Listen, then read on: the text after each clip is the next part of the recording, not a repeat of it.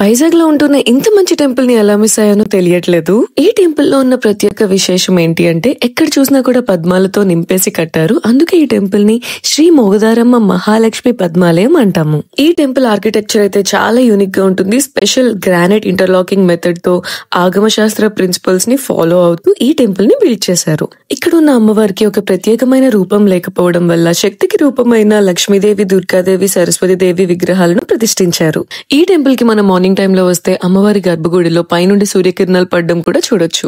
ఈ temple detail architecture లోకి వెళ్తే ద్వారపాలికలు, కాలులు, విష్ణుమూర్తి, అలాగే 12 రాజులు మరియు వాటి దేవతలు అన్ని కార్వింగ్స్ లో కనిపిస్తాయి.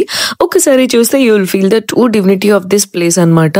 మీరు ఒకవేళ ఈ టెంపుల్ కి వెళ్ళాలి అంటే నవరాత్రుల్లో వెళ్ళడం అస్సలు మిస్ అవ్వద్దు. ఎందుకంటే ప్రత్యేకమైన పూజల కోసం ఆల్రెడీ అక్కడ ప్రిపరేషన్స్ అన్ని స్టార్ట్ అయిపోయాయి. ఈ టెంపుల్ లో మనం ఇంకొంచెం డీటెయిల్స్ లోకి వెళ్తే గజరాజులు ఈ టెంపుల్ ని మోస్తున్నట్టు చాలా బ్యూటిఫుల్ గా బిల్డ్ చేశారనమాట.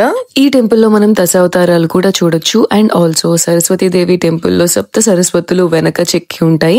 అలానే దుర్గాదేవి ఆలయంలో కూడా నవదుర్గాలు చెక్కి ఉంటాయి అన్నమాట. ఈ టెంపుల్ కి మీరు వెళ్ళాలి అనుకుంటే టైమింగ్స్ వచ్చేసి morning 5:30 to 10:30 and evening 5 to 8:30. ఈ టెంపుల్ లొకేషన్ వచ్చేసి సాగర్ నగర్ బీచ్ రోడ్ దగ్గర ఎంవివి బిల్డింగ్ పక్కనే ఉంటుందన్నమాట. ఇంత మంచి టెంపుల్ ని వైజాగ్ లోనే ఉంటూ ఇంకా విజిట్ చేయకపోతే డెఫినెట్ గా వెళ్ళి విజిట్ చేయండి. రీల్ ని సేవ్ చేసుకుని మీ ఫ్రెండ్స్ అండ్ ఫ్యామిలీకి షేర్ చేసేయండి. Thank you so much for watching the video. ఇంకా అప్డేట్స్ కావాలంటే ఫాలో చేసేయండి. By by.